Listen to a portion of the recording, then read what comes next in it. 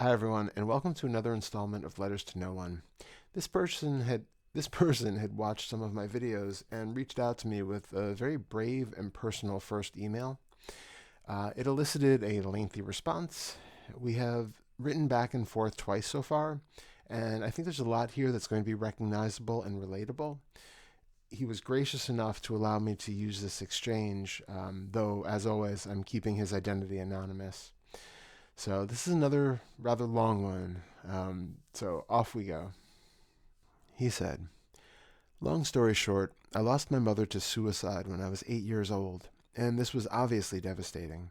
For most of my life, I have had chronic fear and anxiety around losing people and feeling the devastation and grief and loss ever again. I'm just going to use an example below to sort of explain exactly how the mechanism operates. So my partner is on a car journey. He agrees to let me know when he has arrived, but the text message does not come. Thoughts arise, images of car crashes, awful things happening. This can easily be recognized as simply just thoughts and released. It's a made up story. There is, however, still a sensation of anxiety in the stomach and chest area, sort of lingering. I sit with that feeling and relax the stomach and give it space and compassion. It eases. If I stop with the mindful noticing, however, it sort of comes back and lingers again, and I sit with it again and notice the empty nature of it, etc. I notice the conditions for it arising and see it as holographic in nature. I feel like one could do this, and it would be extremely effective. However, I feel like some traumas and wounds are extremely deep, and simply sitting with fear or giving it space and compassion does not get to the root of it. I was wondering what your approach is to accessing or looking for extremely deep and subtle beliefs around this, and when found, how to release said beliefs. My guess is there are even more fundamental beliefs about feeling helpless in terms of not being able to decide or control who dies or not, which ultimately comes to a complete lack of control, which again is helplessness. That same feeling of utter devastation or feeling like the rug has been pulled out from underneath you has come up sometimes in my life as well, during psychedelic trips, etc., which has in the past led to panic attacks. It all seems to go back to this one trauma, but how to access something this subtle is tricky business. No self and emptiness teachings have led to profound freedom, but some areas go untouched. How would you suggest working with beliefs that are not so obvious, and especially ones that relate to past trauma? Maybe I'm looking in the wrong place? Thank you, my friend. So, after the opening pleasantries, my response was as follows. Thank you also for reaching out and opening up.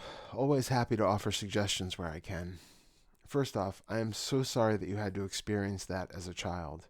I can only imagine how devastating and confusing that must have been.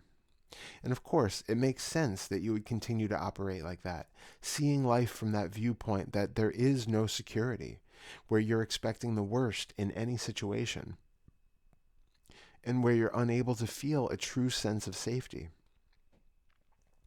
Just so you know where I'm coming from with the next question, my wife and I are both Buddhist, and as you have probably noticed, work with our formulation of the 10 fetters. But I'm curious in this case, do you feel like the Buddhist teachings of impermanence actually make this worse in some way? Like, there's obviously a recognition of the truth of it, but does it actually provide you with the intended feeling of relief that nothing is permanent? Or do you sometimes feel grasping or wishing for some things to be permanent, or at least more predictable? To get to the root of this issue, you will need to come in contact with those feelings of insecurity and lack of safety.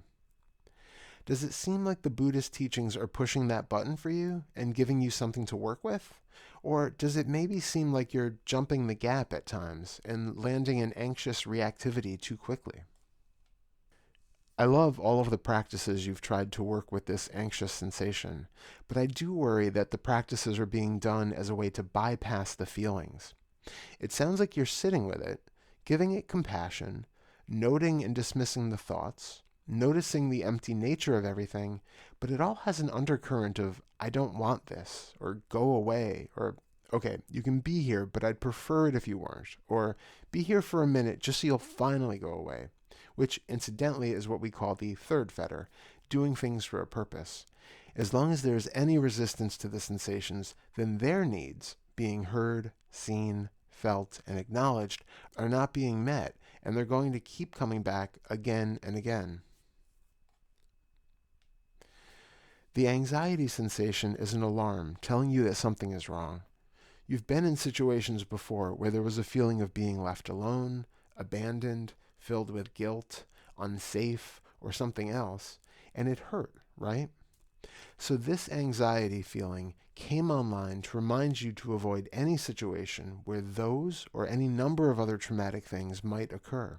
It's like, oh, this situation could end up with a loved one dying, and I know how bad it was the last time that happened. So it tries to warn you out of the situation. But it's using the rationalization of a small child. It doesn't know that there are situations where you just can't remove yourself. You can't just break up with and stop loving your partner because he didn't text. So you're forced to sit with the icky sensation that is imploring you to do something, even though it has no suggestion on what to do in that particular situation. It's a feeling that is trying to help without actually knowing how to remedy anything. If your usual method of avoidance is to flee, then of course the anxiety is going to spark that defense mechanism. However, if you're trapped in an elevator or waiting in your house for a partner to return, where exactly are you supposed to flee to? So we need to do something other than just react the way we've been habituated to, providing that you aren't in mortal danger in a way that you literally could run away from, of course. But just hearing the alarm bells of anxiety and wishing for them to go away isn't getting to the root of the issue. It can help to acknowledge the alarm, again, with compassion, but without the undercurrent of pushing away. If the sensation is truly empty and just a protection mechanism that's become overzealous, why does it matter that it is running? What is it about the sensation that is so unbearable that you need to flee from it, if not from the situation itself? Before we dissolve it, we are with it, without the pushing. I know you've been sitting with it, but I want to really reinforce the need to have complete equanimity with it being there, or being gone. Then you can look into why does the anxiety feeling, which of course is just some sensation in the stomach and chest and maybe one or two other places, need to lead into a panic attack or something even worse. It can only become panic if it's fed by thoughts. And the mere feeling of it doesn't need to be resisted or removed. If you continue looking directly at the sensations, without aversion to them, you can see how benign and neutral they actually are. So there must be a thought combined with the sensations to make them into something meaningful, but also to make them unpleasant. Watch for any subtle feelings of resistance against the sensations when they come back again. Are you tensing up other muscles in the body to create an armor or a protective barrier around the sensations? Is there a subtle line of thoughts about how this is actually a meaningful, truthful sensation that needs to be heeded, that you need to do something about it, or perhaps that this is so unbearable that you'll die if you have to keep feeling it? You can try an experiment. Feel the sensations that we call anxiety. And instead of saddling them with that particular label, call it excitement. Pretend that it's a feeling of anticipation for something you're looking forward to. Can you notice right then that the sensations in the body are basically identical? The only thing that has changed is the label and the stories we use to frame the sensations. We do recommend feeling into the sensation, like you are doing, but I'd also suggest giving it a voice. Your mind is saying that it's all about lack of control, which makes sense, but there might be something deeper underneath it that you're not seeing. So breathe into the anxiety sensation, again, with no resistance, and ask into the sensation a question that resonates with you. Something like, do you have something you'd like to tell me? What am I missing that you would like to show me? Are you here for a reason? Do you have a message for me? Etc. And then remain silent and be open to anything that shows up in any mental sense field. It might be a memory, an image, a voice in the head, another sensation in the body, etc. Just be open to it all without judgment or trying to rationalize it away, and follow the breadcrumbs to see where they lead. It's possible that there is a fear of the lack of control, but there might also be guilt if you as a child felt like you had anything to do with her suicide. It doesn't matter whether you now know that it had nothing to do with you, but if your 8-year-old self didn't have the rational perspective to look through, he could very well have put himself at the center, blaming himself for everything. Or a fear of abandonment, or even something as fundamental as a fear of your own mortality. There is likely something deeper that just hasn't been heard or fully felt yet. And this is what we're doing. We're not creating a new narrative for your life or reinforcing the identity who was abandoned and now must always be alone to protect himself or anything like that. We are allowing these fears, feelings of guilt or shame or other concerns, to be heard for the first time. You're letting them out into the open where they can unbind and relax. They were created by the fragile mind of a child who had a very limited worldview and self-view. Left alone in the dark, these views and insecurities seem just as terrifying as the huge monsters we once made them out to be. But now we can turn on the light and see that they're just little puppies with loud voices that tried to keep us safe, but that we no longer need to fear or resist. We can embrace the feelings from a wiser, more developed perspective. We also suggest the reparenting, where you not only send love and compassion and gratitude to the feeling of anxiety, but also to the 8-year-old child. Picture him, and be there as the comforting older presence he needed to reassure him that it wasn't his fault, that he can feel sad, but that this isn't about him, and that he will always be safe, regardless of what happens around him, that he is strong and he has his own back. And until he feels that safety and security, that you will be there to support and help care for him. And regarding the situation where your partner was late and didn't text, exactly what was the nature of the thoughts that were coming up? I suspect they were about more than just a lack of control, right? What were the worst case scenarios you were picturing? And why did they seem relevant? And what was the outcome of that? I know you love him and you don't want him to die, but what would be the ramification for you if your worst fears were manifested? Is it pointing back to a fear of how you would feel if he did die? And what is that fear about? Is it that you would be alone again? That you can't bear the grief? Something else? Again, feel that anxiety. Doing these investigations can help you find the root that needs to be addressed before you can move on. I applaud your effort to do this kind of work. I know it's not easy, but it pays such dividends in the end. Are you familiar with my wife, Pernilla Demore? We're now working on the Awakening curriculum together, though she originally started it and it was her baby. We'd recommend checking out some of her Fetter 2 videos about the toxic starting point and emotional indicators if you haven't seen them yet. Fetter 2 is all about working with trauma and old belief patterns that formed your worldview and that continue to fill our lives with doubt and emotional turbulence. Again, it's not about creating more identification, but rather to find the places where subtle emotional identification is being created.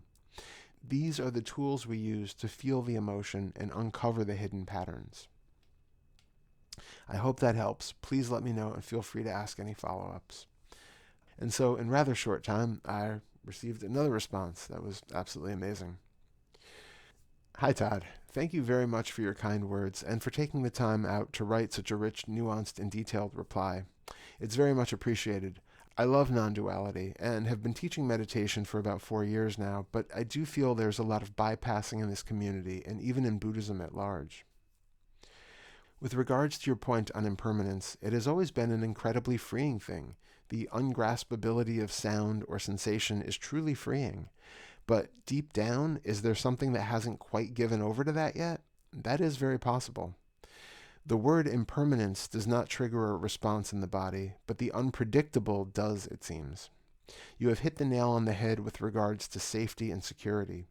Growing up, I have always been an extremely analytical thinker. I would analyze situations down to the bone if I thought I was in danger or if someone I loved was in danger. Researching plane crash statistics when flying and over-researching flying safety records is an example. I asked my 5-year-old self one time, "What is it you need?" He said, "Safety and security. They were the big two." When I really sit with the fear, you are also right that thoughts of the worst case scenario accompany that sensational experience, and oftentimes the rapid thought of, "I can't deal with that again." What it felt like to lose a parent was like the rug being pulled completely, and there is nowhere left to stand. It's sheer terror, grief, and panic. My mind very much wants to brace for if that ever happens again and never be caught off guard, so the mind analyzes and wants to predict the environment sometimes. What would be the ramification if my worst fear did come true? When that question is injected into the mind, the immediate response from the subconscious is, "I can't deal with such pain ever again." It's the totally uncontrollable, unpredictable nature of life where I think the money may be, and also the belief that such pain would kill me or be totally overwhelming. You also asked if there could be anything under the fear. Maybe not relevant, but growing up after her passing, I was never close to my immediate family. As a child and teen, I was always extremely bitter and angry towards them, especially my brother and father, and never even knew the reason why. I never interacted much with them, would burst in rage for small things they did, and kept myself at a far distance. So maybe there is repressed anger and blame there too. Although I'm in the process now of repairing my relationship with my brother, which is great, and insight has allowed that to happen. Your questions have been great, my friend, and I look forward to exploring them more and more. I will check out the Feder videos you were referring to. Thank you again. So then I responded. Great to hear from you again. Yeah, I can completely commiserate with your need for safety and your use of overthinking as a way to create a false sense of security. It's ironic. We think if we can only visualize every possible outcome of a situation and then create a contingency plan for any eventuality, that we can protect ourselves from ever having to suffer or experience a loss or tragedy or hardships of any kind. But there is such hubris in that, because we assume that we have enough information to know how anything could play out. We act as though there are a finite number of possibilities, causes, and conditions, and that we can know enough about them to determine a correct course of action. And we also need to labor under the delusion that we know what is a positive or negative outcome. It's like that old Chinese story about the horse running away and coming back with more, where we never know the outcomes of a situation or whether an event may seem like a tragedy but actually turn out to be extremely fortunate in some unexpected way.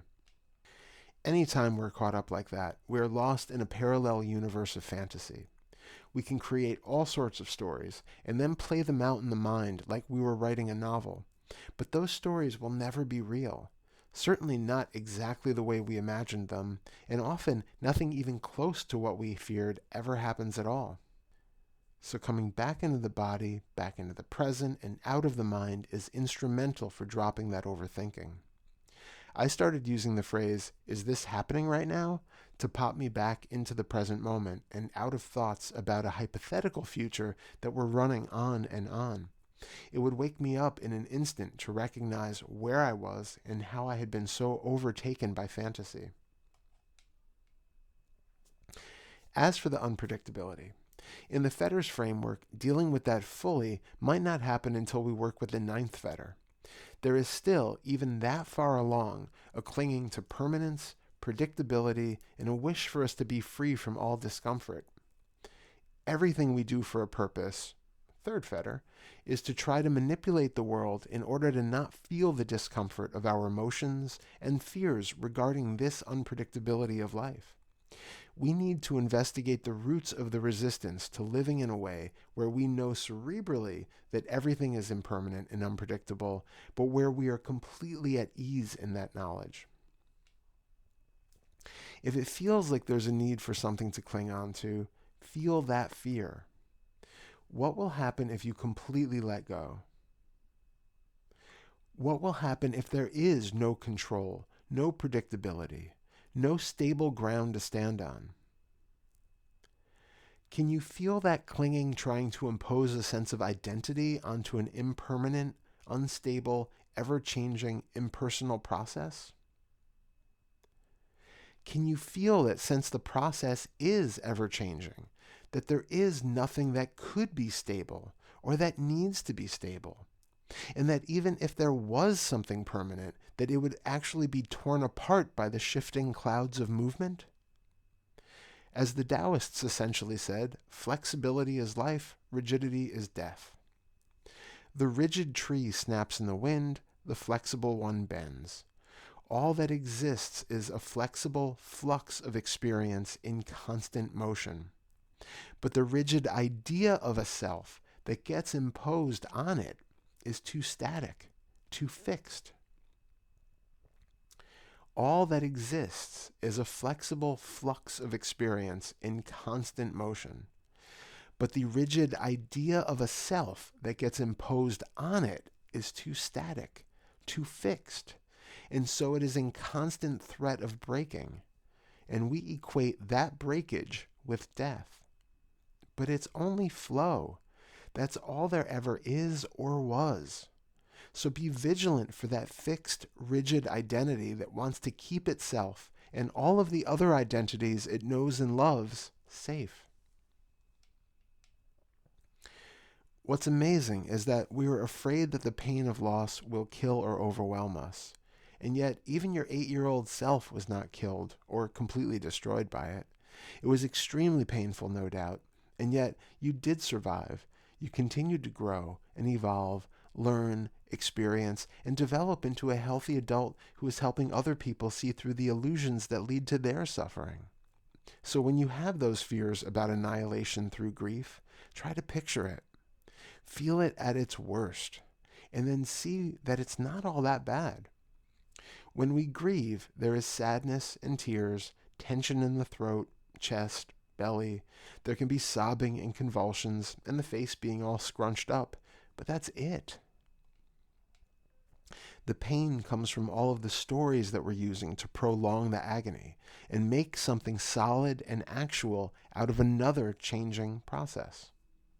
When someone dies, we are so quick to add the stories of why it shouldn't have happened, how it should have been different, and how I could have done something differently to keep it from happening, how we are never going to feel that same love or companionship or safety and security or happiness now that they're gone. But you can't possibly know any of that. Those things are just ideas we use to whip our own backs to increase the suffering. Clinging to what is now and to the idea that the only way we can feel secure, safe, loved, and happy is to have things remain exactly as they are right now is a short-sighted, fragile, rigid idea of how this identity needs the world to be. And it thinks it knows how it will feel in the future, but it doesn't, because it's never the same identity. The identity is constantly changing, and in its natural state, it is endlessly resourceful, fully meeting the needs of the moment, if it's flexible and not stuck in trying to maintain an idea of itself in the way that things are supposed to be. If it can be part of the expression of exactly what is, without fight or pushback, or living in parallel alternate universes at the same time, then there is no need for comparisons, no need for rigidity, and there is no ability to worry or suffer. I'm so happy that insight has led you to being able to repair your relationship with your brother. That's amazing. Yeah, it's completely understandable that you lashed out with anger. What you were experiencing was so uncomfortable, and you didn't have the maturity, bandwidth, or the tools to hold it, feel it, and allow it to be as it was. Instead, you did what you could to externalize the reason for the pain and to push everyone away. But I'm curious how much you were blaming yourself, feeling angry at yourself, and projecting that out onto the rest of the family. After that, we just wrapped up with some pleasantries, and that's essentially it. There will be more of these coming. Please continue to write, send in questions. I will do my best to answer them in as timely of a fashion as possible. I can't guarantee that they're all going to be this lengthy of a response, but sometimes it happens. Um, Again, I will always anonymize before I use for one of these videos, so please feel free to be as open and honest with what you write as necessary. Until then, look forward to seeing you in a group or a one-to-one session, and be well and happy inquiring. Bye-bye.